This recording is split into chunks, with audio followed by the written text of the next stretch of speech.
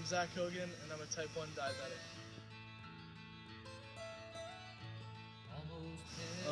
Every day, because of my diabetes, I have to constantly check my blood sugar before any time that I eat, and then after I eat, I have to take an insulin shot depending on how much I eat. So I have to calculate that out for every time I even have a snack or just a couple of chips or something like that. I have to test and take a shot, and then on top of that, I have to take another shot before bedtime every night at the same time. So it turns out to be like probably 6 or 7 shots a day, and checking my blood sugar probably another 7 or 8 times.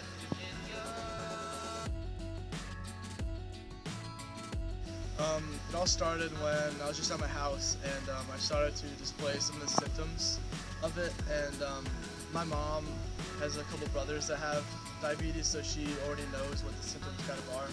So she already just pretty much assumed that I had it. So she did some research on the internet and kind of backed up what she thought. So then 2 days after that, I was at a Christmas party with all my family, and my mom thought it would be a good idea to test my blood sugar on my uncle's meter.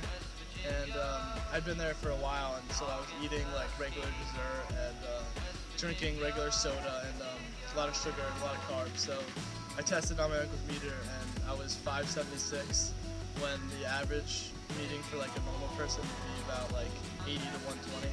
So we knew it was really bad. So we ended up having to go to the emergency room that night. And after like 4 hours in the emergency room, the doctors came back and told me basically that I had diabetes.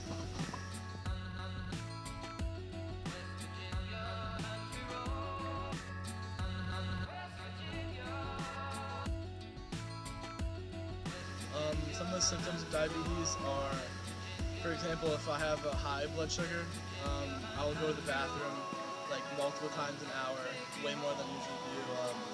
Get extremely thirsty and drink a lot more than I usually do, and just don't really feel good. You can kind of feel a stomach hurt, and you just don't feel yourself. And then for low blood sugar, you get really tired, and your hands and body start to shake, and you just get extremely hungry.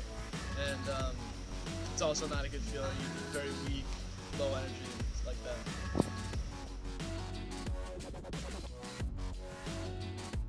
The biggest way that diabetes has changed my life is just the everyday aspect of it.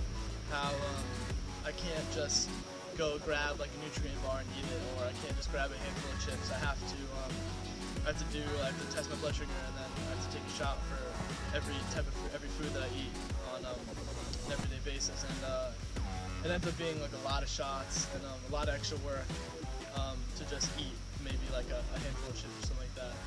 And also, in the long-term side of things, if I don't control my diabetes well, there are a lot of negative ways that it'll affect my life when I'm older.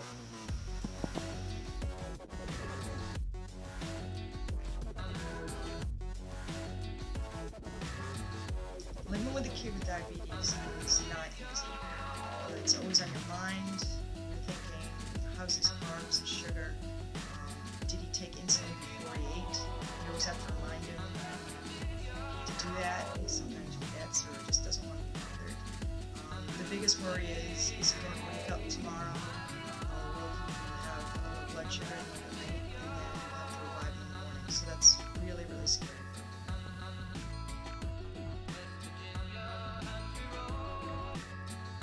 How living with a kid with diabetes has changed my life. First of all, you never forget about it. You're a little bit jealous of other parents whose kids just go through life normally without ever having to think about what they're going to eat, always having to have insulin with them and all that kind of stuff.